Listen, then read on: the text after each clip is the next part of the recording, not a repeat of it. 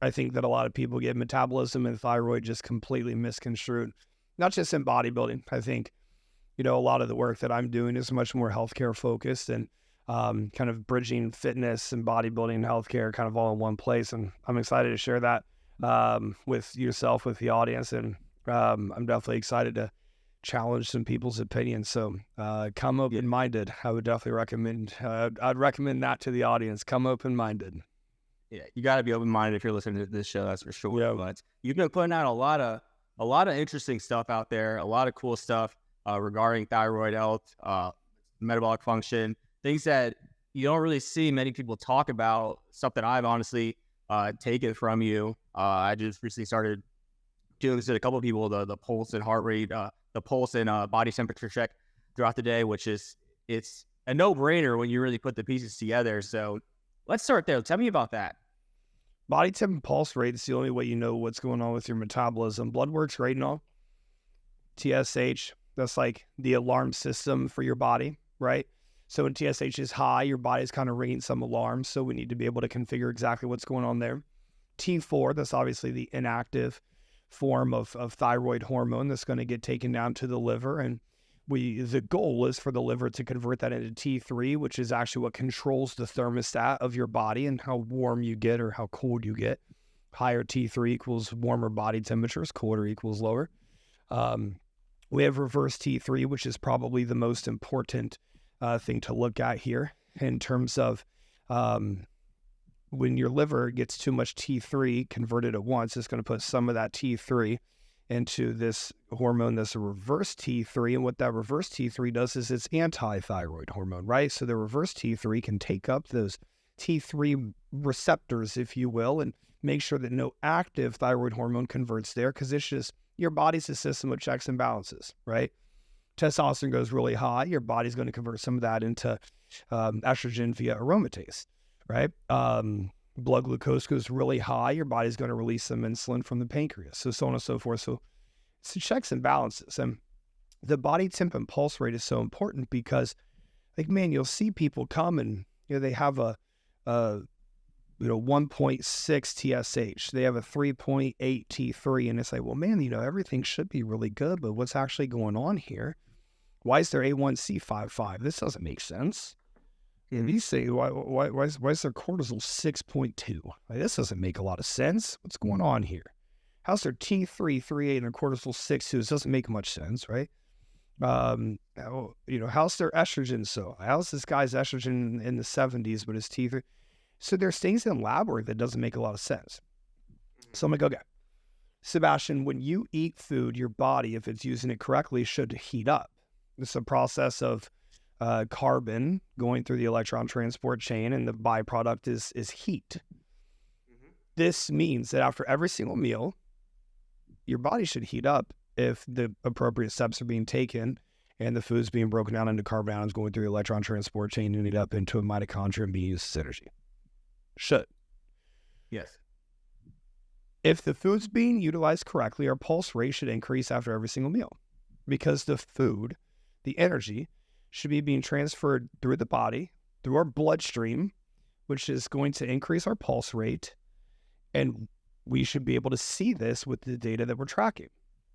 So if you assume that about 25 minutes after a meal after you ingest a meal, that it's going to start breaking down and digesting, then about 40 minutes after a meal, we should be able to take body temps and pulse rates and see body temps increasing and pulse rates increasing.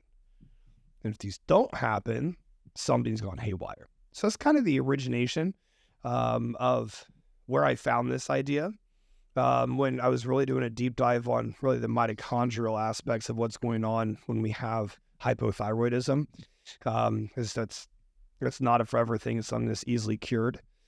And I found Dr. Ray Peat's work. He's an extremely famous biologist, or maybe infamous biologist, who, really was a pioneer of what we call functional health today.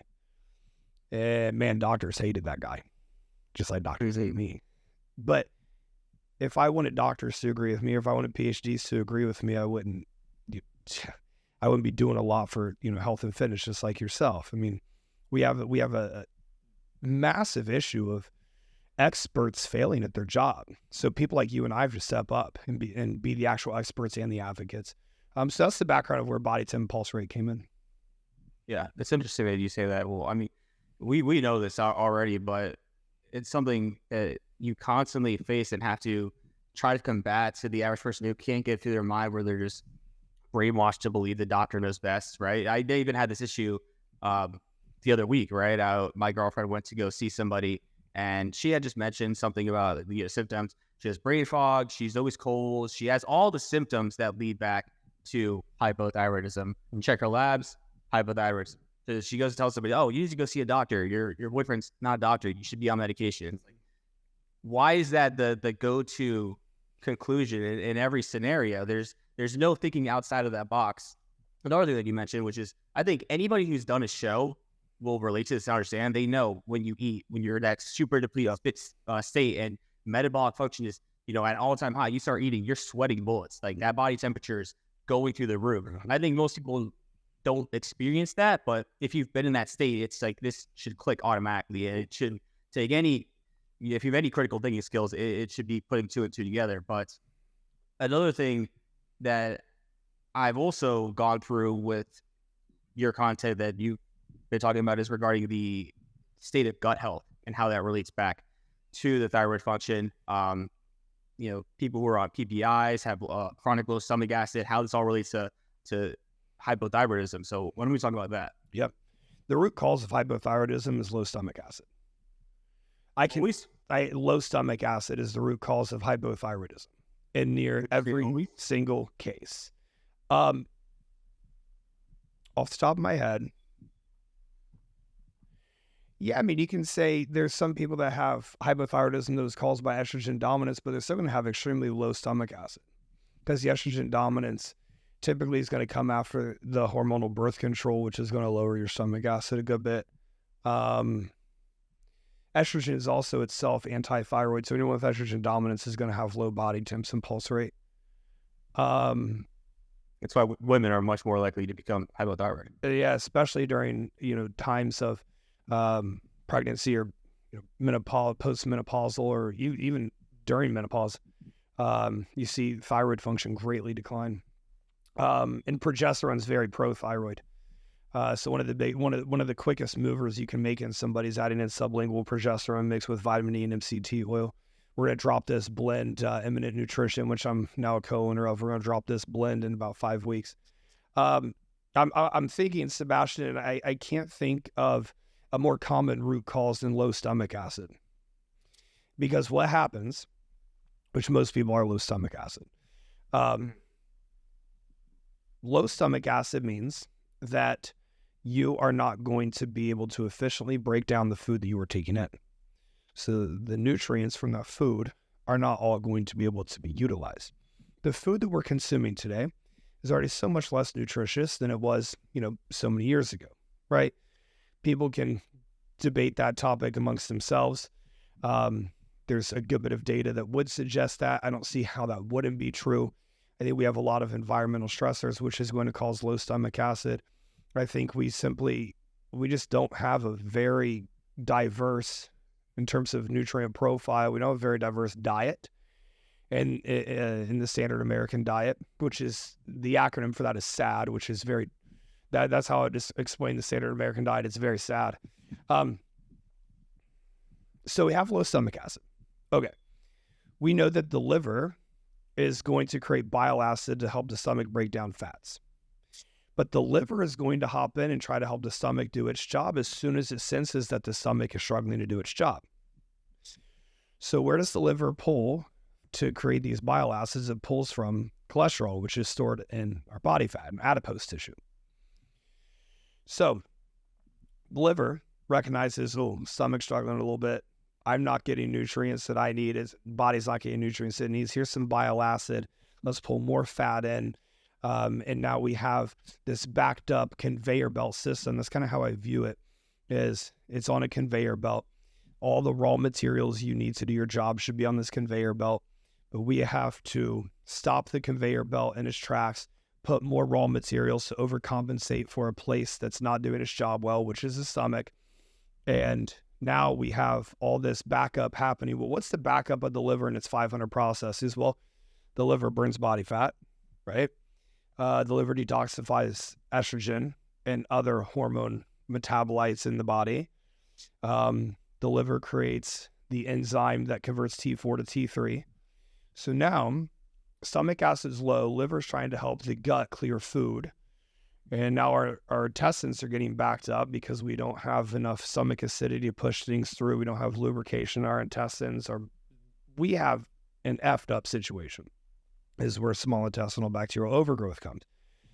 Most cases of hypothyroidism are going to have some small intestinal bacterial overgrowth.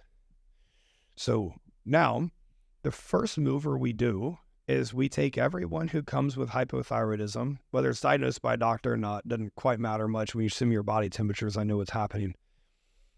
And we simply add stomach acid, apple cider vinegar, betaine, HCl, whichever they prefer. Most people seem to prefer betaine. That's going to be very helpful for us. We're going to do 500 milligrams betaine pepsin with every single meal that you have on the day, right? That's going to be an instant mover right away. So with this low stomach acid, what we know is there's other things manifesting in this ecosystem that aren't great. You're not going to find somebody who has hypothyroidism and they don't have some sort of leaky gut. You're also going to have leaky gut as a byproduct if you have SIBO already happening as well.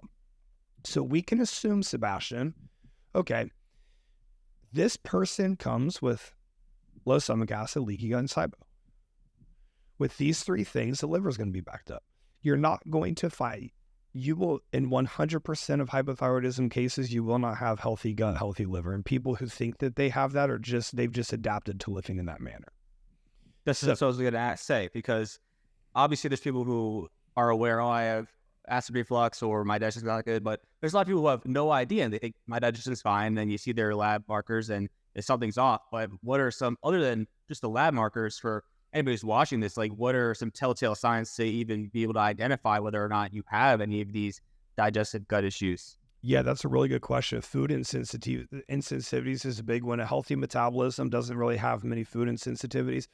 Dairy is kind of the outlier there. But like when people come in and, all of a sudden they can't eat this, or that, then it's like, all right, well, that's a pretty telltale sign that you don't have a very diverse gut microbiome and things aren't going well. You don't have a bowel movement every day. Somebody was arguing with me on Instagram the other day because science tells them you don't need to have a bowel movement every day. Do you understand what that means? If you eat 3 meals a day over the course of a week and you have 21 meals in a week and you only have 4 bowel movements in that week, that is so wildly unhealthy. And there's just endotoxins sitting inside your gut that your body's trying to get out, or sitting inside your intestines that it can't get out. You should have bowel movements every single day.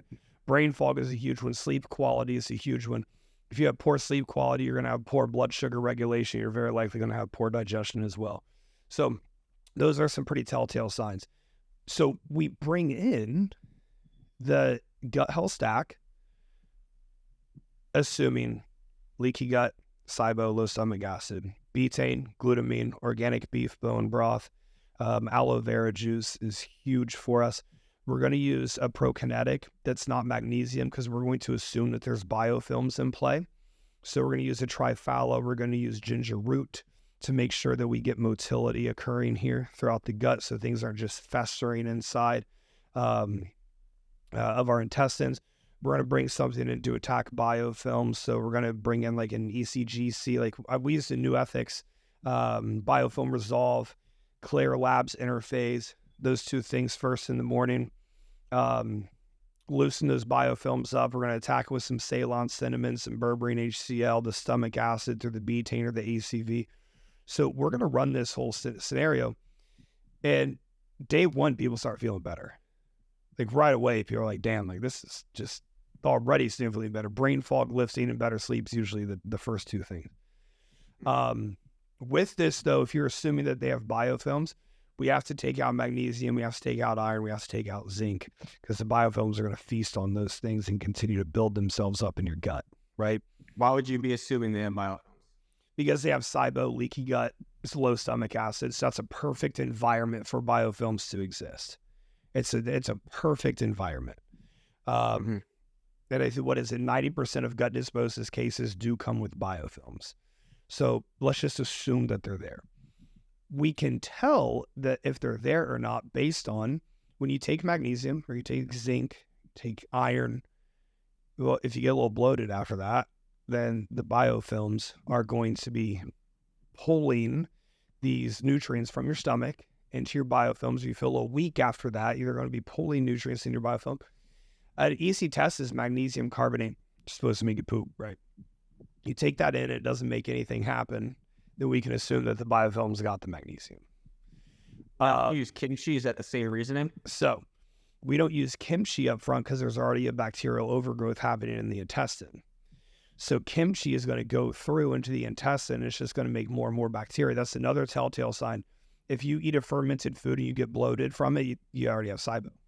It's adding bacteria on top of the bacteria.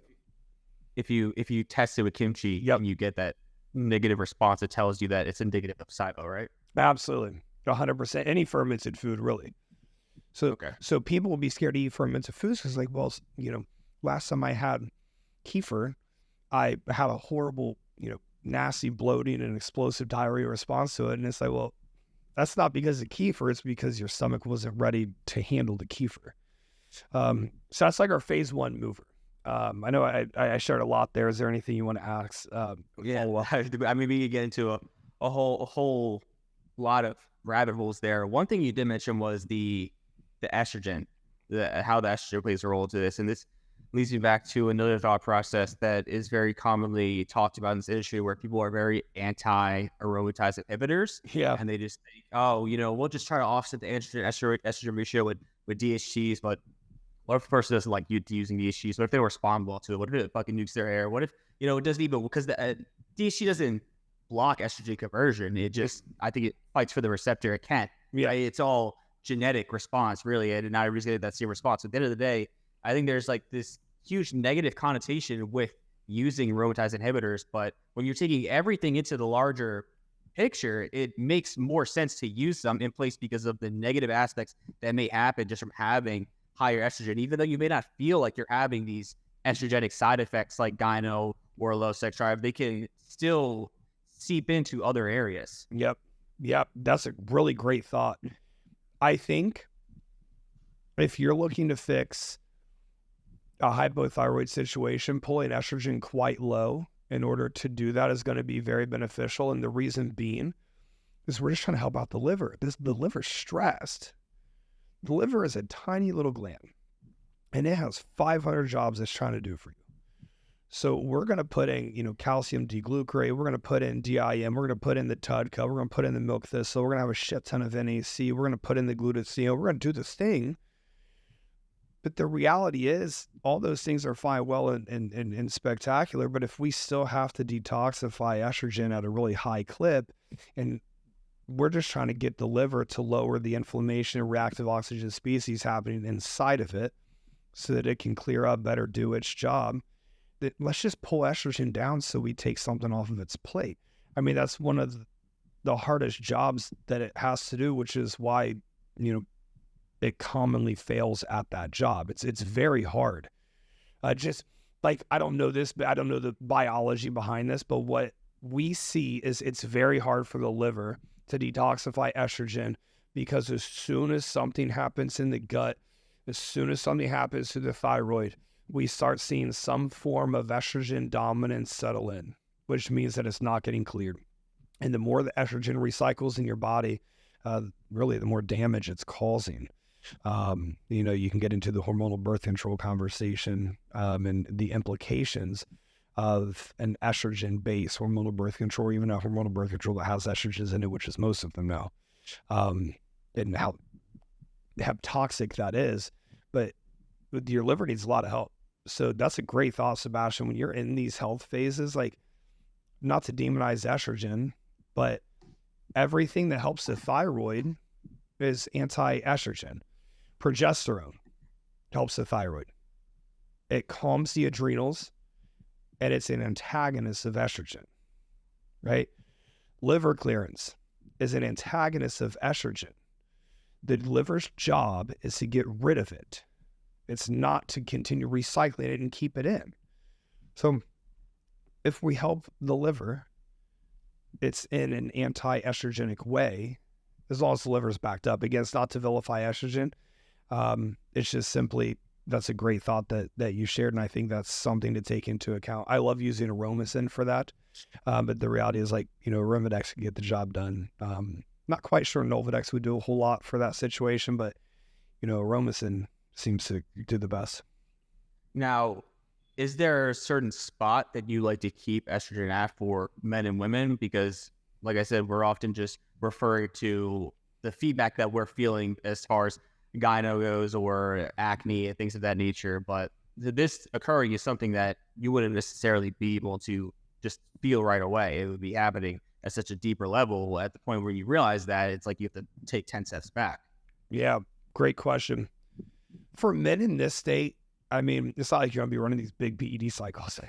You're going to be bare minimum with PEDs. So, having that testosterone around 800 to 1,000 marker, and the estrogen maybe 30 to 40, which is a little lower than I typically keep it, but definitely not tanked all the way down. Unless they're having acne issues, I'll kind of tank it all the way down. But keeping it about 30, 40 is a good range. For women, I care about the ratio with progesterone, of course.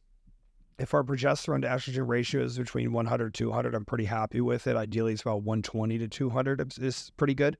You can get this in your lab work by taking the progesterone reading, going to the OmniWell calculator, putting progesterone in there, estradiol in there, and then it'll tell you, it'll like do all the math for you. It's this whole conversion process.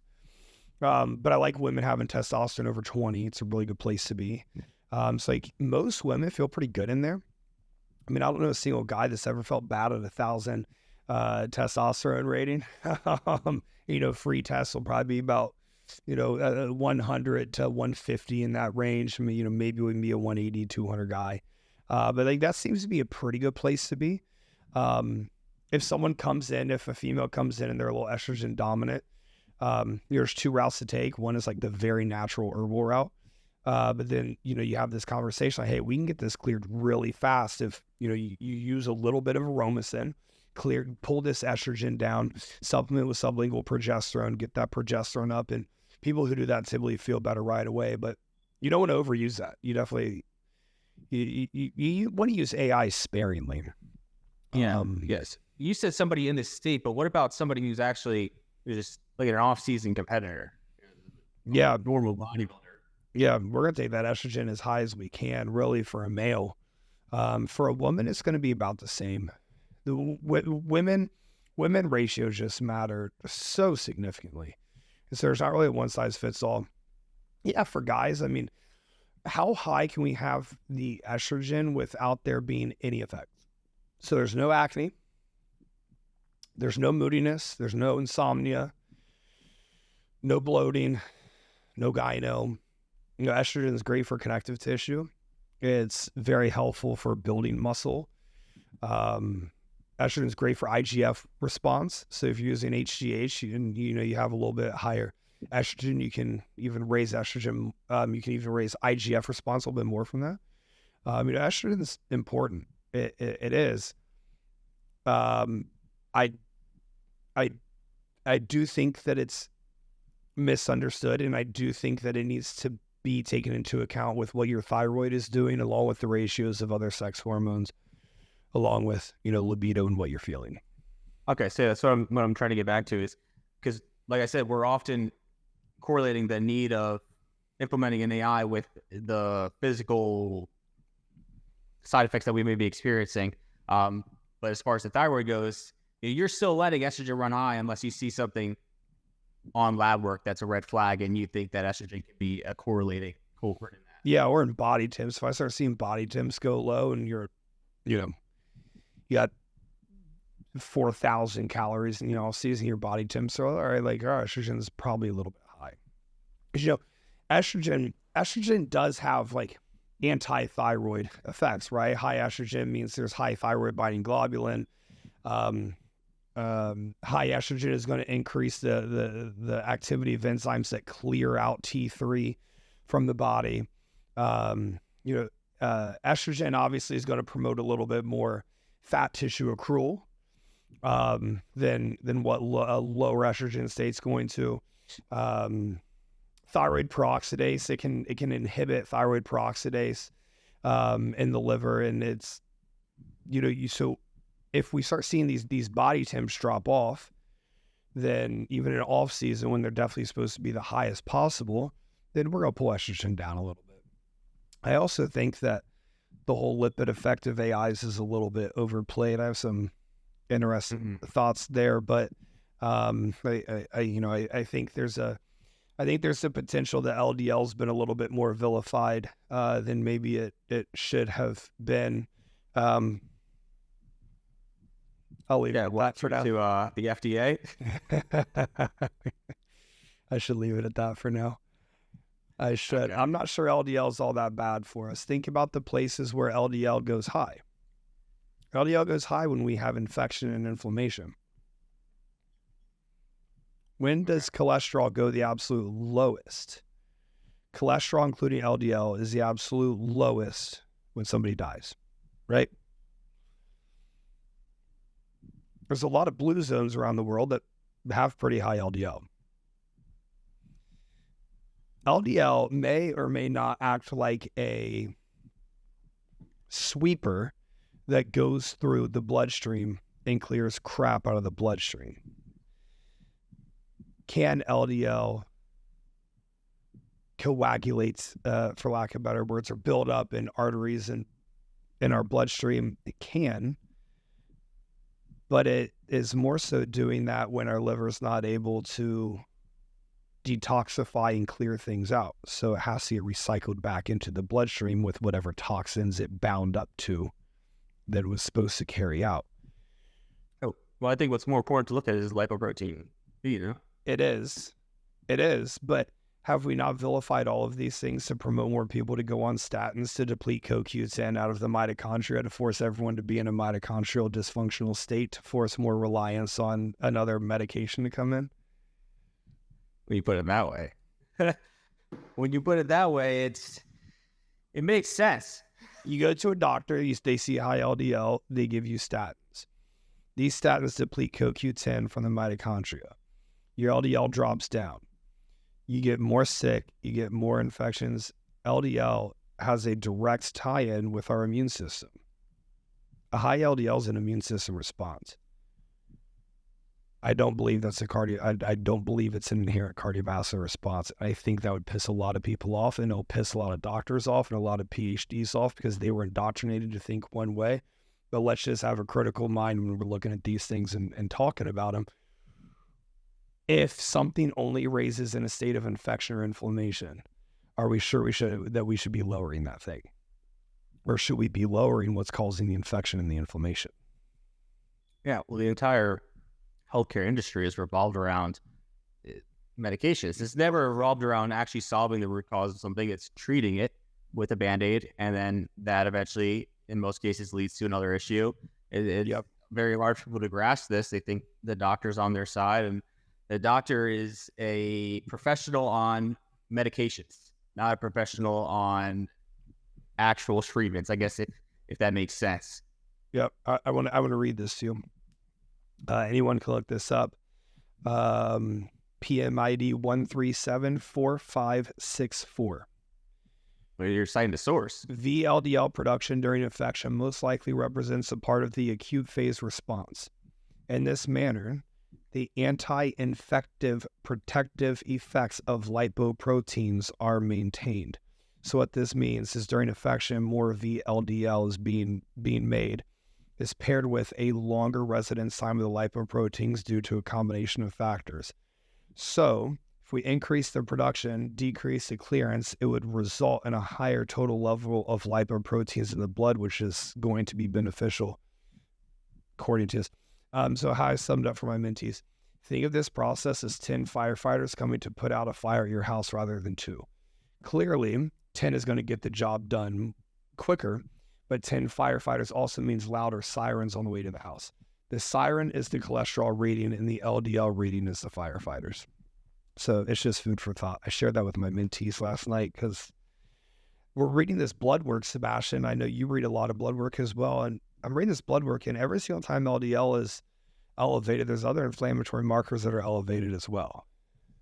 Mm-hmm. Or this person is in a high PED push phase, or they're using orals, which is going to be inherently inflammatory in the body. It's going to be higher ROS, reactive oxygen species, during these phases.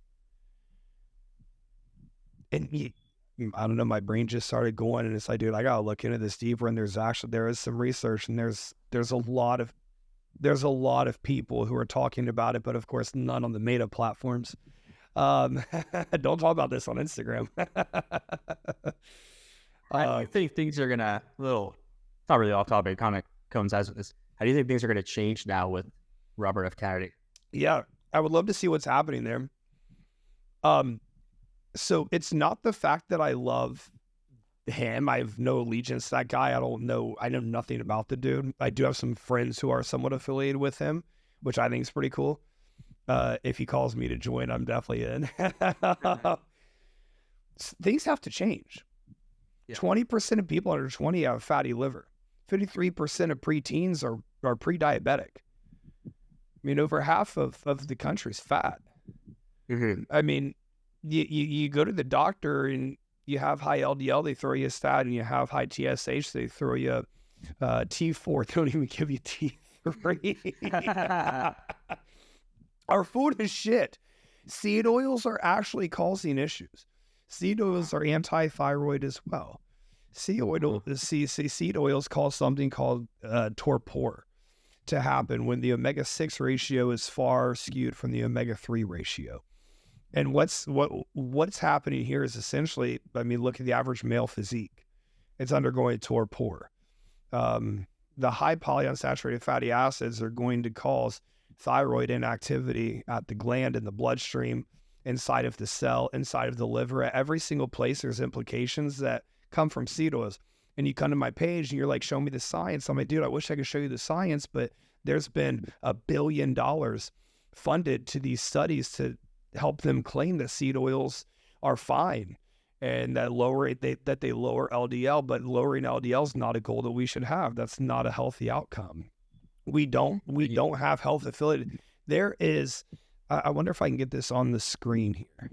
I wonder if I can show you this on the screen for people who are watching. What is it? I'm not sure if you can see this. It is, oh shit, you can't see it. I can't see it. It's a graph that shows up here is low LDL equals higher death rates and high LDL equals lower death rates. If you want to look it up, June 21st, 2024, association between serum lipid and all-cause mortality in asthmatic populations, a cohort study. Asthma patients, actually, if asthma patients didn't have LDL, they would die very quickly. LDL saves, during an asthma attack, LDL rises and saves them from the inflammatory response. Did you find that? Yeah, I found it. Yeah. You see that graph there? It's absolutely fascinating.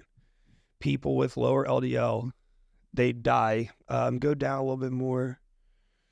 Just going down. There we go. That's it. Sorry, go up one more. Here? Yep, right there. That's it. So at the left side of that graph, that the top left where it's high, that is the point where it's talking about low LDL. You can post this for your people to take a look at it. Low LDL is higher death rates, so over on the left side. And then as it swoops down on the right side, that's showing high LDL equals lower death rates. Yeah, so definitely link that. Oh, and then we have the other one next there, the cohort study about ultra-processed foods and what's going on with that one. On another study? Yeah, it was another one, this in there. But yeah, link that for your people to see. It's absolutely fascinating. Yeah, if asthmatic patients didn't have an LDL response, they had low LDL, things would get very bad for them. So it's fat, but like no one's talking about this. Like no, and you have the guys who are just very highly respected in this industry. Same thing as doctors that are just indoctrinated in a sense, and they just show you, show me the science, and they show you things that really are true, and you can't really argue against it because you're explaining mechanisms, and then somebody's like, oh, well, everything you're saying right here, show me the source for that. It's like, well, you have to understand these 50 different things and how they all work to be able to come to this conclusion, and nobody's going to do that research. They don't want to do the work. And if you can't show them a single source that proves exactly what you're saying against what this guy's saying, you know, it's like a pointless conversation in so many scenarios, and it's unfortunate. It's a pointless conversation. You know, the higher education you go, the more indoctrinated you are. And I mean, dude, I have some friends with PhDs who are very, very, very smart people. And there's some PhDs to get to chat with on Instagram that we're not really friends, but like they're very open-minded, very smart. But the more time you spend in the education system, the more indoctrinated you are. And it's difficult to think that, maybe this guy who just did 4 years of undergrad at University of Cincinnati, maybe he's onto something. Like, it's very hard. Like, you really want to start going down rabbit holes. I look into who just funded Harvard, let's say School of the Harvard's research program. It just got renamed, $350 million donation from the literal kings of seed oils. So, I mean, it's like you don't come to me asking for science on seed oils when there's no science that's been fair game. Talk about that. What exactly is the reasoning behind the seed oils? What is the mechanism behind that? In terms of thyroid? Yes. So seed oils are going to, first and foremost, number one, when we think of things in the mitochondrial level, it's like a DHA, EPA, these are omega-3s like cod liver oil, krill oil. I don't recommend people take fish oil. When we think of things at the mitochondrial level, we need to understand that these are kind of like key unlocks, if you will. And the mitochondria has, CoQ10, it has DHA, it has EPA. It's made from cholesterol. A membrane of a cell is made from cholesterol. So when the omega-6 to omega-3 ratio gets heavily skewed in one manner, what's going to end up happening? I talked about the torpor and the implications of the torpor, but what's going to end up happening is you're going to have the blocking of the protein enzymes as it imports the protein degenerase. It's a thyroid protein in the liver that is going to convert T4 into T3. We're going to block that enzyme with high polyunsaturated fatty acid intake. We're quite literally blocking this enzyme. So this is when you get into the calories in, calories out issue. Is people are like, well, you're obese, like you got fat, you whatever, just like eat a little bit less, move a little bit more, but you don't understand. These people are eating 1,300 calories a day. That's true, but they're eating super high omega-6 ratio, not many omega-3s at all. And that is blocking the thyroid hormone from even simply being converted from T4 into active T3 in the liver. So we have torpor happening at all four levels. So that's liver, that's thyroid gland, that's bloodstream, and then that's in the actual mitochondria, right? We have polyunsaturated fatty acids combined to estrogen receptors and act like estrogen and modulate like estrogen. And where's the fucking studies talking about this? Yeah. Where are they at? Like, they don't exist. But this is how they're acting in the human body. And what's the issue with these high polyunsaturated fatty acid foods like seed oils? What else are they made with? They're stripped of all of their nutrients. So you're just promoted to continue eating them and have more. And they're super calorically dense. So you're eating 1,300 calories a day. But if you plug your 1,300 calories a day into Chronometer, you're going to be like, well, there's no nutrients in your diet. Mm-hmm. So that's extremely concerning in itself. I want to pull something up that I shared. I'm trying to get it up here that I shared in the mentorship the other day. Here you go. Polyunsaturated fat blocks digestive proteolytic enzymes. So it impairs protein digestion as the very first step in stomach and intestines. Gets into the blood, reaches your thyroid gland, inhibits the proteolytic enzyme, which is needed to form a thyroid hormone, where the T4 is formed. Circulating in the blood, if you ate enough and there's a measurable amount circulating, keeps the thyroid hormone from being transported into blood proteins. When it gets into the cells, it blocks the action of thyroid to stimulate respiration. The cells need oxygen, right? Blocks the action.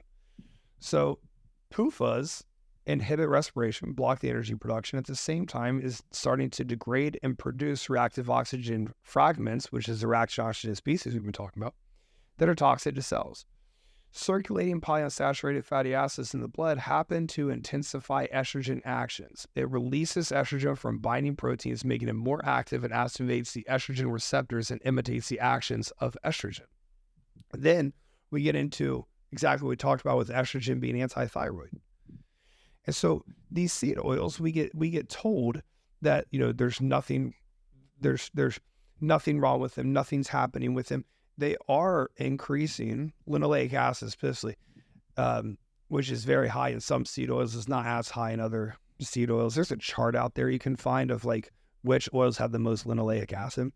But we literally see it degrading cell membrane, having anti-thyroid action, having estrogen promoting action. Like we haven't even talked about, Sebastian, my thought about male estrogen dominance, which comes from PUFAs and low thyroid. Like male estrogen dominance is a real thing. So foot is a main contributor to the low testosterone epidemic over the past few decades. I mean, it has to be, right? We're not getting any nutrients in. Yeah.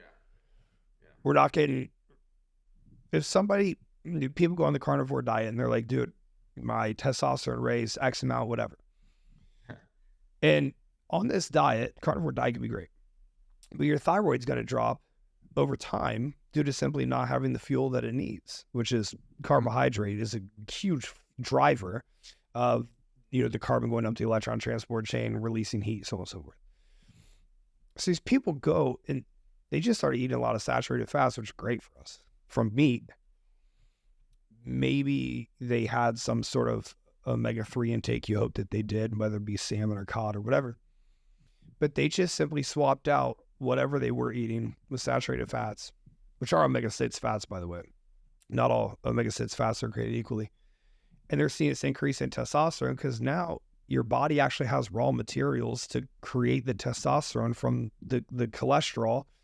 You cleared out PUFAs, you cleared out whatever else nasty you were putting in your body that contributes to anti-thyroid and pro-estrogen.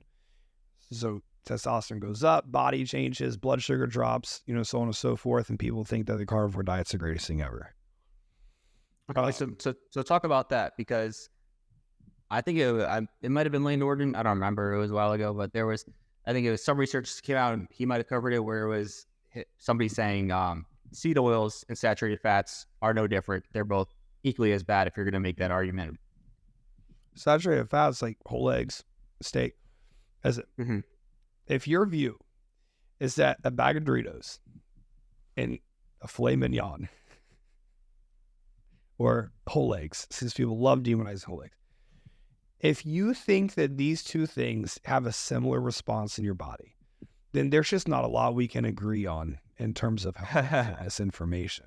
There's just not a lot to talk about. A huge factor in this, and this is what I really try to push onto all my guys, is the quality source of that food, right? I think there's a massive difference between going to your local farm and getting steak from there versus getting your steak from the fucking grocery store down the street at whatever it is, $5 a pound. Yes, you got to pay more, but it's just the way it works in this country. And a lot of people think that, oh, it's just marketing. It's really no difference. The organic, pasture raised, grass fed, finished. It's all, it's not. There are definitely a lot of companies out there. There's a lot of loopholes with how the FDA operates. And there's a lot of those brands in those stores that are not entirely what you're led to believe. But if we're talking about if you're actually able to get a quality source versus what is available in the majority of supermarkets, there is a vast difference in the response that your body will have to that. Dude, you just gave me a great thought. You asked me about the RFK thing. If he just came in and he was like, large chain grocery stores, here's a little bit of a tariff on those. Well, I guess not everybody be able to afford it, but here's a little bit of tariff on these unhealthy, disgusting foods. Everyone go shop at a farmer's market. I mean, within a year, you would see all these numbers. You'd see every single health metric would be so greatly improved. Hell, a year, within 2 months, every single health metric would be so greatly improved. Like, I'm very fortunate. You're very fortunate. We live in cities that have farmers markets and promote health as a lifestyle and it's amazing to live there. I understand not everybody has that privilege. If you can get out to a farmer's market, go. Like the difference in how my girlfriend and I feel after eating a steak from a farmer's market versus eating a steak that we get even at Central Market, which is a very bougie grocery store down here, night and day. I mean, absolutely. Dude, it's crazy because people think it's bullshit. But once you've actually crossed over to the other side, like if I were to go eat chicken breast from Walmart right now, I would genuinely feel disgusting. Yeah. Yeah. It's So, not you know, exaggerating. that's a very interesting point you bring up, Sebastian, is those cheap ass eggs that are like $2 for 36 or whatever the crazy price is, come in that little blue container. Like, are those any better than Doritos? You know what? Maybe they're fucking not. I used to get the 50 pack of them. The 50 pack of them. Yeah. You know what I'm talking about? Yeah. Yeah. Are those any better? Like, if they're that cheap, like, what are those chickens being fed? Those chickens are probably being fed. Well, Vital Farms just got popped for that. Did they? Yeah, Vital Farms got popped for that. Like, they have like 20% higher polyunsaturated fatty acids because the soybean diet that their chickens are fed. Yeah, Vital fucking Farms. I thought is like they like outsource independent farmers, so it's like they're not even completely overseeing this. It's like you have a farm, we'll pay you a percentage to get your eggs. Yeah, there's a lot of. And they got busted. And they got busted for adding this orange thing. What was this thing that makes the yolk more orange? Really? Yeah, let me see if I can find it here. Yeah, I saw something about that, but then I saw that they like beat the case or whatever, and that it was bullshit. Oh, did that? Sure. Yeah, that's what I remember seeing. See. But I didn't look that deeply into it, honestly. These eggs are committed to bring. Vital Farms committed to bringing ethical food to the table. Interesting. Vital Farms, it said can raise PUFA content 20%. They're laid by hens fattened on soy. Even see, but that's the thing. It's kind of fucked, right? Because if I'm not mistaken, if that's their business model, and you say you start a business and you have this idea to be able to bring this massive corporation where we're going to get all the independent farmers to have quality eggs, but then you're putting your trust in those farmers, and a few of them decide to start doing some of this bullshit, and you get caught. Now it puts this huge red flag on the company, and the whole company is seen as doing some bullshit, but it was really just due to maybe a couple of those farmers. How do you really combat that? Like, is it really an issue with the whole company, or were there just a few rotten eggs that were? I agree with that. I also, are we trying to be perfect or are we trying to be good?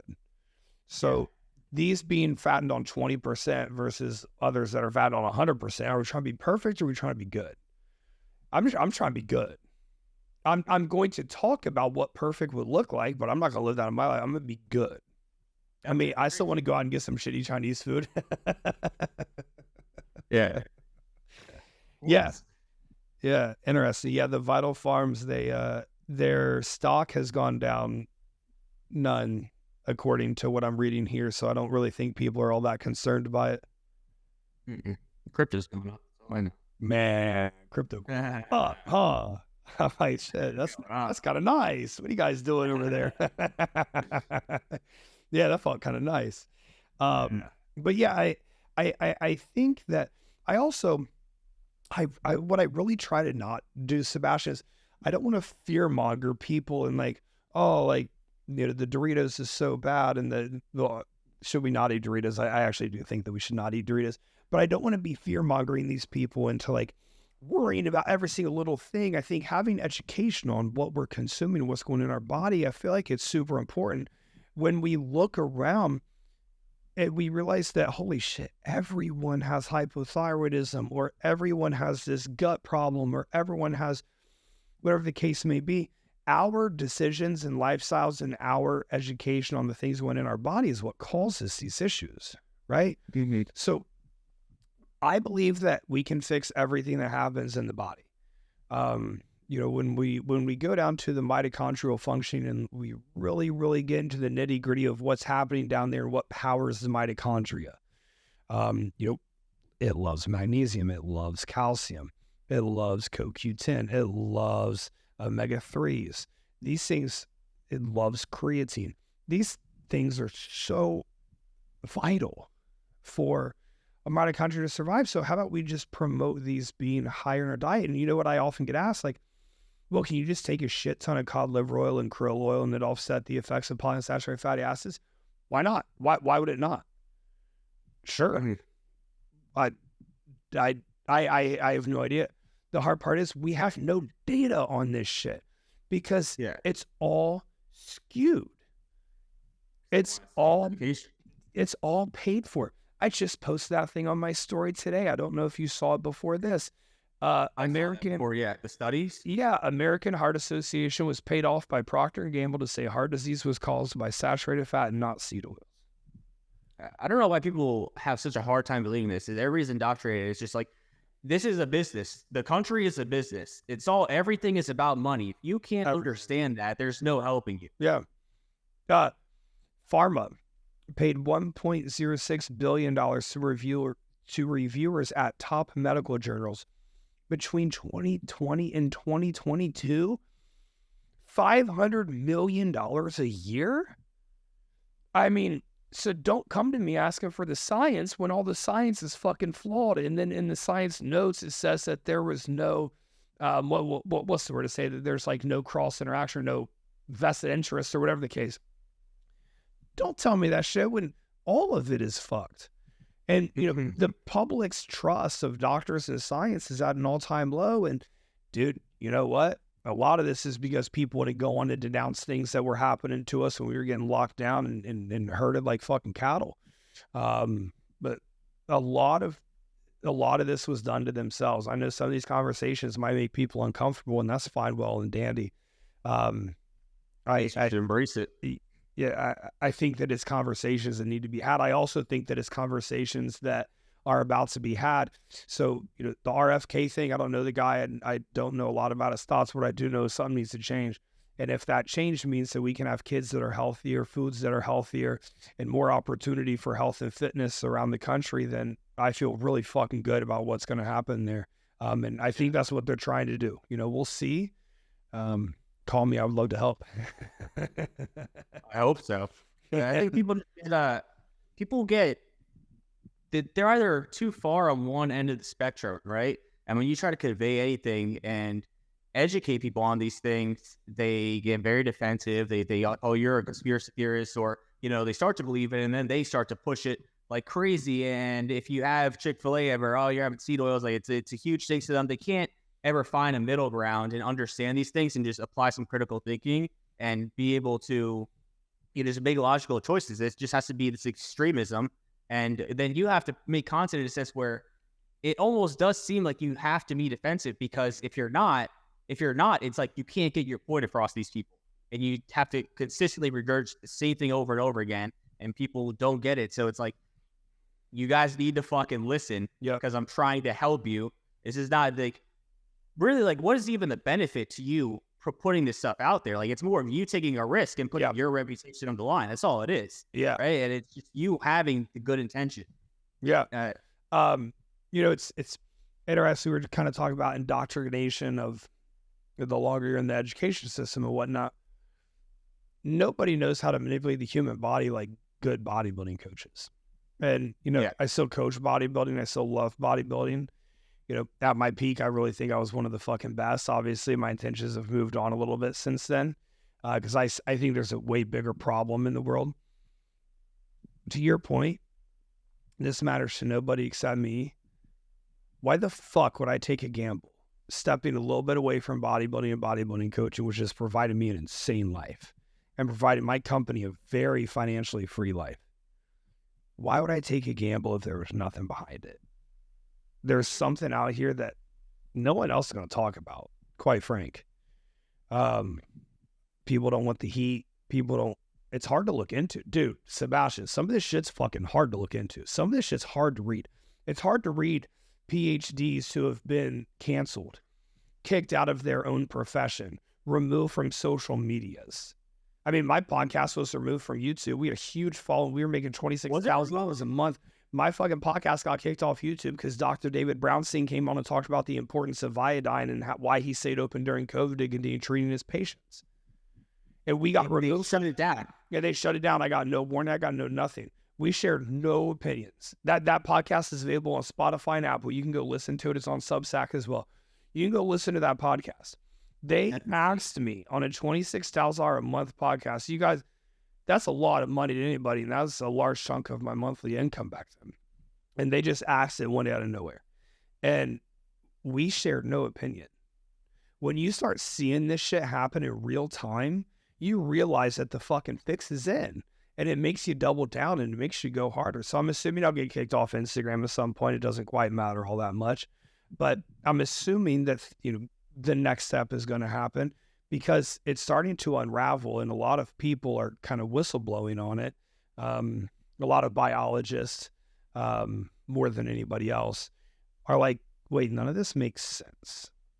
And it gets into some other things that RFK talks about that I'm not going to flag your podcast with, but it's like, why are these things being put inside of our body? Holy shit, we are being poisoned. Yes, this is real. And this isn't a political stance. This is, unfortunately, food and health has been made political. This is simply a fact of, damn, we've been duped. And I think we should all have enough education to be our own advocates. That's actually fucking crazy. I didn't know that. I was looking for it. I thought you just deleted it off YouTube for some reason. Hell, I mean, you got to deal with Spotify. No, I had all my sponsorships were tied up in YouTube. We were doing about 1.2 million views a month on them. I mean, you know how hard it is to grow YouTube. Yeah, dude. Yeah. We were cruising. We were fucking crushing it, and there was a lot of opportunities that were coming my way from that YouTube. We tried an appeal. We tried to reach out. We never heard back. But like I said, you can go listen to that podcast with Dr. David Brownstein, and there's not a single opinion shared in there. It is facts that can all be looked up on CDC, on WHO, in research. It's sad, but Dr. David Brownstein's been kicked off of everything since then as well. So wow. It's crazy. It's crazy. Yeah. It is crazy. But yeah, coming back to gut health here, do you think there's ever a scenario where PPIs, protein pump inhibitors, are warranted and there's actually high stomach acidity? Because in my experience, I can't think of a single client that I've ever had that was using PPIs where I've had them come off and treated it like it was low stomach acid using betaine over however long it takes, a couple weeks, and had that issue resolved and had them no longer need to continue PPIs. So this leads me to believe that almost nobody has high stomach acid. Yeah, I've never heard of someone having high stomach acid. I'm assuming your body has a lot of feedback loops in play. Like it would stop making stomach acid from the raw materials.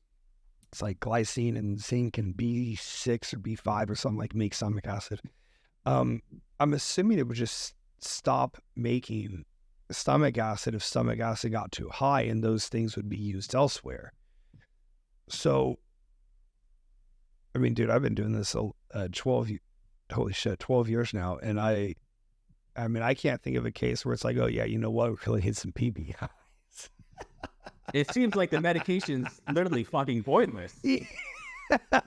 Yeah, but it goes back to the whole statin thing as well. This is the same conversation. What happens if we give somebody low stomach acid? Next thing you know, that's the root cause of hypothyroidism. So now we're starting the whole, and I mean, dude, we didn't even touch on fertility in this podcast. Don't even get me started on fertility. I mean, well, you're not fertile if you're hypothyroid, you're not fertile. If you're hypothyroid and you end up getting pregnant, then you're going to be low progesterone. So if you're hypothyroid and you get pregnant and you're low progesterone, progesterone is what protects the baby. It's the hormone that protects the baby. It's a safety and comfort hormone. So your chances of birth defects go really high, your chances of miscarriage go really high, or whatever the case may be.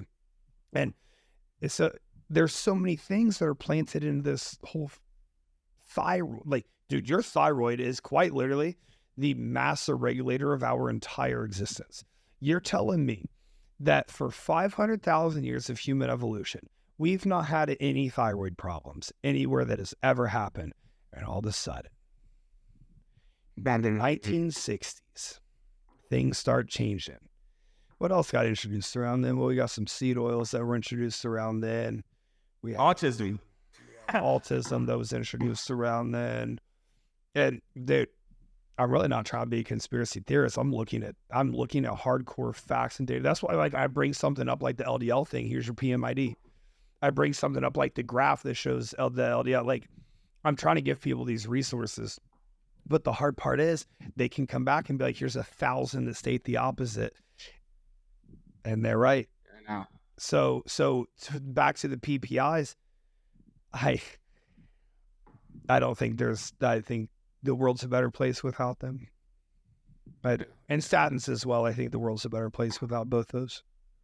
It seems that way. Yeah, I had a client recently who was, we got his labs back, fucking TSH was super high. I was like, this doesn't make any fucking sense. And he tells me, he's like, yeah, I've been on PPIs for years. I'm like, what the fuck? Like, I never do this. Like, never take that out right now. Restore all this. Now he's getting acid reflux. Had him take betaine, titrate it up. I would have him just on apple cider vinegar. He literally messaged me last night. He said, I did a test yesterday. I didn't take the apple cider vinegar. Had acid reflux. Took it again the next day, and acid reflux is gone. Now it's pretty much entirely gone. Yep. He was using PPIs for years. Yep. I certain was a contributing factor to that hypothyroidism. Yeah. So crazy. That's a great thought. Let's talk about why the acid reflux happens. Acid reflux happens because down your esophagus at the bottom of it, before it enters into your gastrointestinal tract, there's something called a sphincter. And the sphincter opens and closes to allow passage through, like when you drink water, when you eat food, whatever the case may be. But the sphincter only closes if stomach acid is high enough for it to close. So this means if your stomach acid is too low, that sphincter will not close. Therefore, stomach acid can get into your esophagus from there, and that's what causes the feeling of heartburn. Heartburn is just your esophagus getting acid on it, or acid getting very close to your esophagus or on your sphincter, inside of the sphincter. So that's what's causing the heartburn to occur. So PPI, the sphincter is still going to be open, but your stomach acid is just going to be significantly lower, so nothing will cause it to get up there, and that's why it alleviates the heartburn, right? But you don't need a PPI, because if you just raise your stomach acid to a point that your sphincter closes, which your body has developed for almost 500,000 years, so it's probably a pretty perfected system by this point, then you're not going to have heartburn anymore. Like, you can quite literally, if you have heartburn, chug some ACV and it's going to be gone, or take a betaine HCl and it's going to be gone. ACV is acetic acid that goes into your stomach, and it's the exact same pH as a hydrochloric acid. So that's why it's a 1-to-1 ratio. And then the betaine HCl stands for hydrochloric acid. So they're 1-to-1 in terms of the efficacy inside of your stomach. So that's how you fix the heartburn issue. And you give somebody a PPI, you have low stomach acid. Well, we talked about that earlier in the show. This the root cause of almost every case of hypothyroidism that I can think of is a root cause of low stomach acid. So you're just kind of causing the next issue, and all of a sudden, what is it, Sebastian? The average person, the average American, I'm going to fuck this, so look this up and whatever. It's something like the average American over the age of 40 is only 9 medications. And even if it's 4, it's not 4, it's higher than 4. I think it's higher than 9. I think it was actually 12, so I took some off. Come the fuck on, dude. Come on. We can do better than this. Like, we can do way better than this. So back to what I said, does anybody have high stomach acid? Because I was thinking, have been cases where I've had people take apple cider vinegar or take betaine, and that seems to create acid reflux. Yeah. So would that indicate that they already had normal stomach acid production? And it just drove too high. Raising it too high? Yeah, I would definitely think so. I mean, think of, your stomach. So your sphincter is going to be somewhere right around here. I would imagine it's going to be somewhere in here. And then your stomach's going to start right about here. So if your stomach acid's even folded right here and your sphincter's right here, like there's only a couple inches in between there. Right? It's going to be easy for acid to be able to get up there. Even if there's 4 inches between, it's going to be easy for acid to get up there. I'm not as well versed in anatomy as I am biology and physiology and So don't take my word on that, but I mean, just putting contact fluids together, I'm assuming your sphincter's somewhere right around the middle of your rib cavity. I'm not sure. I can imagine it'd be much higher than that. But so, it kind of makes sense why if someone has normal stomach acid and you give them ACV or betaine, that all of a sudden they do have heartburn. And in that case, I would just use the ACV or the betaine for really big meals. Mm-hmm. And I think the majority of guys, unless they tell me that they have a negative response to it, I pretty much, like, you tell me what your thoughts are, but the staples that I have in year round are typically like an ounce, half tablespoon or 1 tablespoon or an ounce of apple cider vinegar, 2 ounces of lemon juice, 2 to 3 ounces of aloe vera juice, 10 to 15 grams of glutamine, depending on, the scenario. Obviously, if they are having more digestive issues, that would increase that. But aside from that, I recently started doing beef broth too, but those are pretty much the staples that I have in year rounds. What are the staples that you keep in year round for digestive? All those. And then I'm going to use some berberine HCl in there as well, just for an antimicrobial. I'm going to have some turmeric in there as well, just for an anti-parasite and anti-inflammatory. I think those are really, really important. But yeah, you're at a great place with, that's the TM digestion stacks basis is apple cider vinegar or betaine, the aloe vera juice, the lemon juice, the organic beef bone broth, the glutamine, zinc carnosine. You always keep zinc in? Say what? You always keep zinc in? Yeah, unless somebody has the biofilms. If somebody has biofilms, some sort of digestive issue, we're going to pull the zinc out for a little bit. Got to get everything fixed in about 6 weeks and pull it back in and be good. And then the kimchi or fermented food. The aloe vera juice, one thing about it, you can have as much of it as you want. I'd probably have 8-10 ounces a day. I like it a lot, but you know that you are having too much just if stools get extremely loose, because that means that magnesium is traveling too far down the intestines. But it's causing loose stools that are typically a little uncomfortable. It's a little different than like stools created by magnesium carbonate. I'm not sure why, but it's a little different. But you can have as much aloe vera juice as possible. Think about if you have a lesion on your skin and you put aloe vera juice on your skin, like the same thing that it's doing there, it's doing all the way down your entire gastrointestinal tract. And I'm not sure if you've ever seen a picture of somebody with colitis, what that looks like.